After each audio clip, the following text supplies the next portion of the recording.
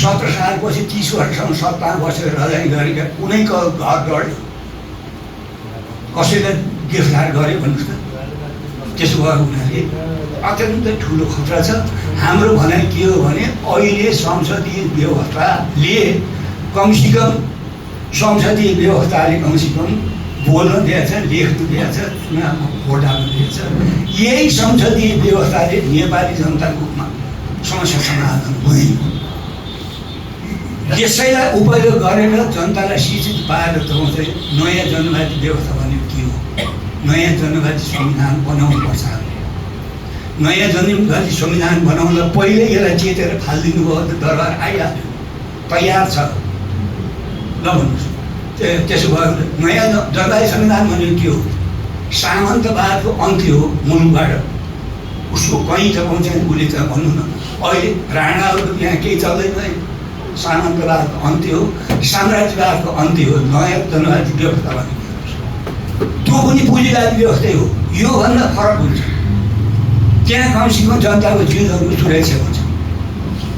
त्यसपछि बल्ल तपाईँ चाहिँ समाजवाद भनेको तपाईँ चाहिँ राज्यले जनताको शिक्षाको जिम्मा लिनु, राज्यले स्वास्थ्यको जिम्मा लिनु, राज्यले रोजगारीको जिम्मा लिनु। त्यो हो त समाजवाद हो। मुखले गीत गाएर हुन्छ समाजवाद। यहाँ भएका कल कारखाना जति तपाईँ उधारी गर्नु नीतिले पञ्चायत कालमा छँदै तपाईँ चाहिँ बेलायत र अमेरिका तपाईँ चाहिँ उदारीकरण नाममा सबै बेचे। बाह्रजी तपाईँ चाहिँ कति थिए भन्नुहोस् त।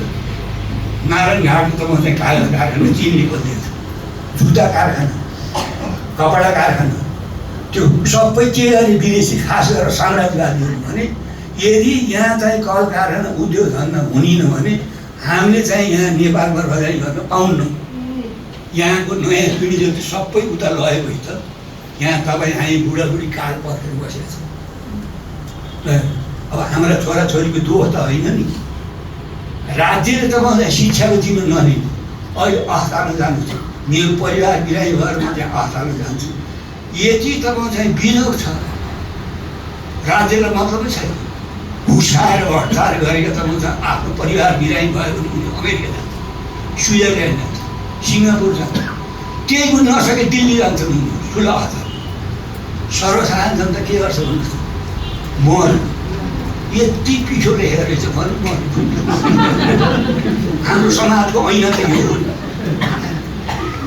ऐना त यो हो नि। त्यसो भएको हुनाले त्यो जेएनजीको आन्दोलन बहाना पारेर त्यो तपाईँ चाहिँ नि यो बार एडमिक एनजिओले जुन चुनाव बनायो त्यो चुनाव बनाएको पछाडि यही घन्टीले घन्टी ल्यायो। अब घन्टीमा नि के भयो भने चाहिँ जुन बालेन आयो, अब हिजोको कुराले देख्नु हो, राष्ट्रपति चाहिँ उनीहरूको नीति कार्यक्रम पढ्न आछन्। त्यहाँ राष्ट्रपतिले लिन बाहिर जानुपर्छ स्वागत गर्न, त्यो त नियम हो नि।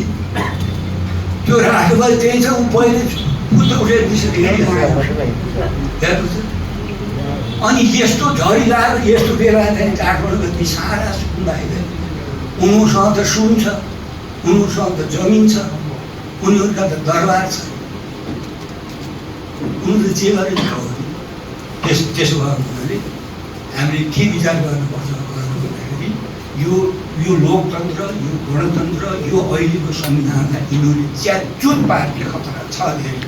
त्यो गरेर प्रत्यक्ष चाहिँ प्रधानमन्त्रीको कुरा आयो, साथीहरूलाई कुरै हो छलफल गर्नु। प्रत्यक्ष प्रधानमन्त्री चुनाव भने